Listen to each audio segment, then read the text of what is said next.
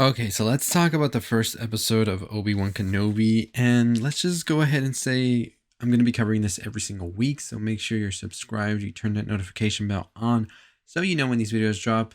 I'm going to talk about episode 1 and episode 2 separately, so this video will be episode 1. Make sure you're subscribed so you know when episode 2 drops, which should be shortly after. But what a weekend, right? We have Top Gun, we have Obi-Wan, we have Bob's Burgers movies, and we have Stranger Things Season 4. Stay tuned for Stranger Things later today as well. But let's go ahead and talk about what exactly happened in this first episode. So pretty much we have the Jedi being trained and being ambushed, and we pretty much are having a recap of everything that's happened, and we skip to 10 years after the events of Revenge of the Sith. Now we have the Grand Inquisitor and the Inquisitors looking for the Jedi. They're trying to hunt them down, as many as they can, and we have one particular Inquisitor named Reba, who is very much so obsessed with Obi-Wan Kenobi. And one of the Jedi that appears, a surprise for me, was Benny Safdie. We saw here as one of the Jedi that they are pretty much hunting down as well. But they are very much so fixated. Well, as I said, Reba's fixated on Obi-Wan.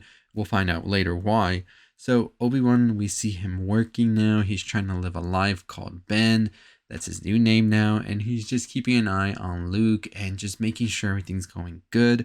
And he's still having nightmares, though. He's having nightmares about everything that happened between Padme, also with Anakin. And he pretty much thinks Anakin is dead as well at this point. So we see that Benny Safdie's character ultimately runs across Obi-Wan and pretty much says, hey, I need your help in all of this. I'm running. We need to do something. And Obi-Wan's like, the best thing you can do is just to put that saber away and just live a low life. Like, don't even make it known that you're a Jedi or any of that, and leaves it at that. We then cut to see Leia, who is a child, of course, at this point, as Luke as well. And we see kind of the similarities between the two and also the differences of how they're being raised as well. Of course, Luke with the farmers and Leia is a princess. So very different, but we don't get much of Luke in this first 2 episodes. So it's more about Leia and Obi-Wan's relationship, especially in episode 2. But as we see that all of this is happening, we see that Leia ultimately does get kidnapped. And we don't know exactly who is doing this at first. And then it's revealed that it's actually Reba who did this in order to lure Obi-Wan out. After all of this is happening as well, we then see Benny Safdie has been killed. And it's sort of a sign that the Inquisitors are sending out to everybody that if they know something about a Jedi, they need to speak out or be killed, or they could be rewarded if they say it. So there's a lot going on here. A lot of the Jedis are being, as I said, hunted.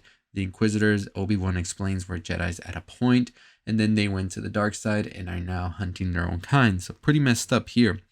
So Leia's parents ultimately ask Obi-Wan for help. They say they can't go to anyone else because only Obi-Wan knows how important Leia is.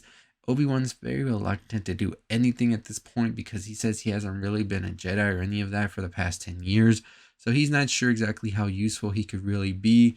So he's like, I'll take a pass, get someone else. But they're just like, you're the only one that can really do this. You have to do this. But he's just wanting to take a pass on it. So what ultimately I feel gets to him is seeing what happened to Benny Safdie's character and then Leia's father also coming to speak to him about everything that's been going on. This is what I think leads Obi to realize that what he has to do is just do this, because he was very much so the person that was in charge at the end of everything. And as they say, Luke and Leia are 2 very important aspects of everything that's going to happen in the future. So they need them alive. And I think he finally realizes that this is a child that needs him. And he's going to do this because this is the right thing to do. And so we see him get his saber and get ready to go on this mission. So for a first episode, I thought it was really good.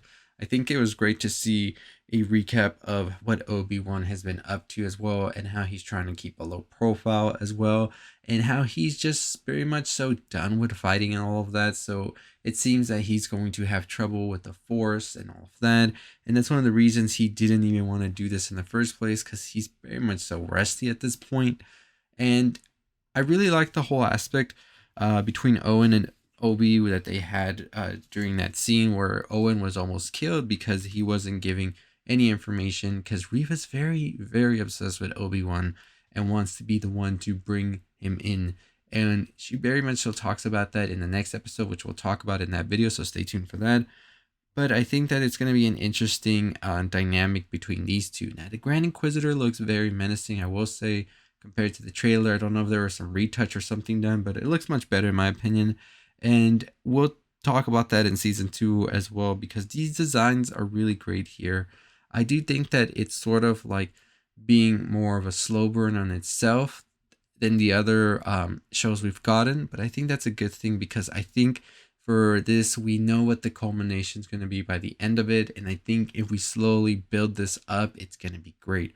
I think that them showing the relationship between Obi and Leia as well is very good, especially to really set up that background for what we know is to come in the future movies, especially with episode 4 and that whole message that Leia sends out. I think that's something that's going to be great to really talk about in this season, how that trust was initially built. Yeah, for our first episode, I'm excited. I cannot wait. I really do want to see this showdown between Reva and also Obi-Wan by the end of it. So we'll see how all of that plays out. No Anakin yet, but I'm okay with waiting for a big super reveal by the end of this. I think it's 6 episodes long, so today we already got 1/3 of it. So it's going to be awesome to finally see this all unravel by the end of it and see that little, hopefully, rematch we could see.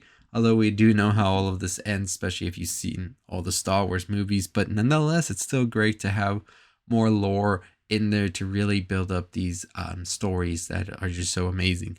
So let me know your thoughts and your opinions on this episode. What are you feeling about Obi-Wan so far, the first 2 episodes?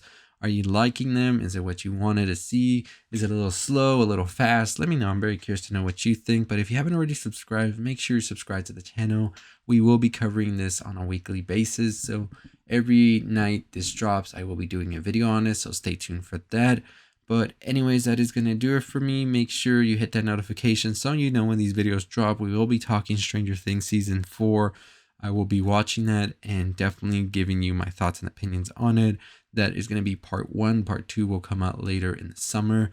So yeah, a lot of stuff this weekend. As I said, check out my Top Gun review, and I will have a Bob's Burgers review for you pretty soon as well. So keep an eye out on that. So anyways, episode 2 will be talked about in another video. So make sure you go ahead and check that video out now. It might be out by the time you're watching this video, but it should be out shortly. So definitely a lot to talk with that episode. I already watched it, so I'm saving a lot of things, a lot of talking points for that one. But always follow me on all the other social medias, Culture Elixir on Twitter and TikTok. And as always, let's get to 25,000 subscribers for a big giveaway. I'll see you all next time. Stay safe, stay positive.